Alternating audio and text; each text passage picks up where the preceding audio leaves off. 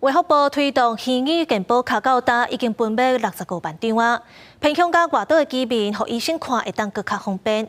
而且健保署是宣布讲要推动电子药单，每年会升至花莲试办。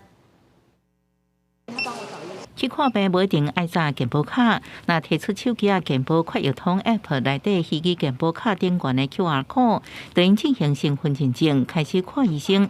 就算伫个偏乡离岛地区，也顺利看医生无障碍。到了诊间他其实只要打开手机，那医师点选请求授权同意，其实他就完成一个读卡的动作，所以现在其实是相当的一个方便。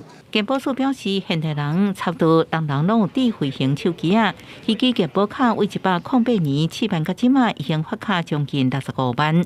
去年开始用伫个居家医疗、远距医疗、甲视讯诊疗等3大医疗场所，透过创新科技，用串接门诊报道、检查甲批价等流程，按算明年第一季会伫花莲县试办电子处方签，互民众家己到邮局领药啊，避免抓本判件的风险。这个慢性处方签要用3个月，那中间如果遗失了，那又要重新看诊。那未来呢？我们现在已经规划好，就是一个 QR code， 同样的可以存在你的手机里面，这个就是电子处方签。各种不同的应用方法，如果能够出来，让我们的民众使用那在看诊等等这些更方便的话。那我想民众的接受度也就会大。卫福部强调，虚拟健保卡对拍破健康照护威力有帮助。